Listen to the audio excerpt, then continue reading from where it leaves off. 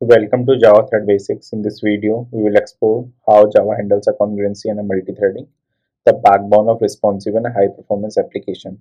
By the end, you will understand thread, their life cycle, how to manage them safely in the real-world Java program.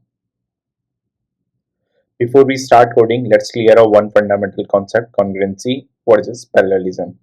Concurrency means handling a many tasks at once by switching quickly between them, like a single chef cooking a multiple dishes, chopping vegetable, then stirring a pot, then checking the oven.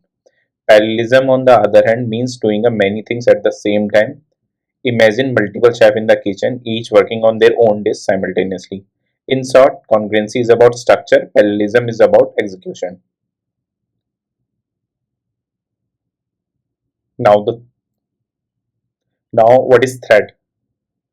Think of a Java program as a restaurant.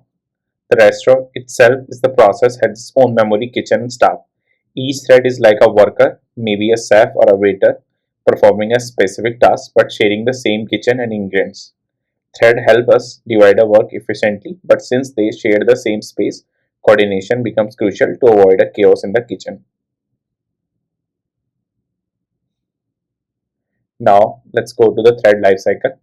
Every thread in a Java goes through a well-defined lifecycle. Each starts in the new state when thread is created, then becomes a runnable when it's ready or running. Someone is blocked waiting to occur a lock.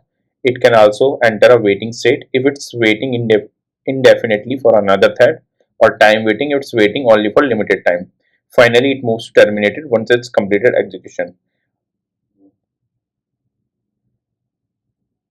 Now, how the threads are created in Java. There are three main ways to create a thread in Java. The first is extending the thread class, direct approach but limited, since Java does not allow a multiple inheritance. The second and the most common is implementing the runnable interface, which gives more flexibility and keeps your code clean. The third is using a callable and a future, which not only allow a thread to return a result but also handle exception neatly. In modern Java, you often use an executor to manage the thread efficiently. Now we have some thread control methods.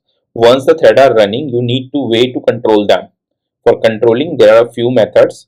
The join, the method ensure only one thread wait until another finish, perfect for dependent task. The sleep method pause a thread for a given time, useful for timing or delay. The yield method politely asks the scheduler to let another thread run. And set priority lets you hint which threads are more important. So remember, the final scheduling is up to the JVM. Now there is a one challenge, the race condition, which is shared counter problem. Now let's discuss one of the biggest dangers in multi-threading is the race condition. Imagine two threads trying to increment the same counter, both read the same value, increase it but write it back, but since they do it simultaneously, one update is lost, the result data inconsistency. The fix is synchronization.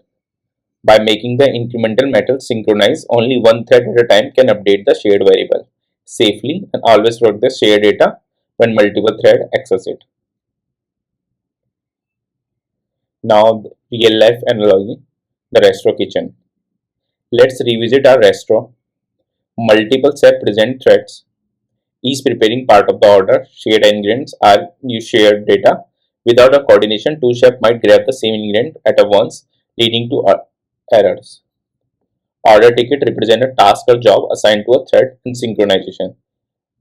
That's like allowing only a one chef to use the one at a time, ensuring order safety and correctness.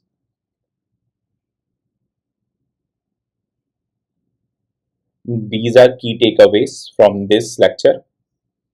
Let's wrap up what we learned. Congruently handles many tasks logically, while parallelism executes them physically.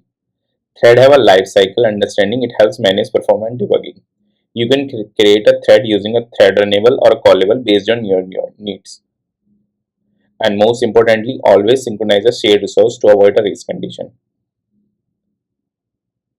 And in the next step, we will practice how to create a thread, experiment with synchronization, explore a executor service for advanced thread management.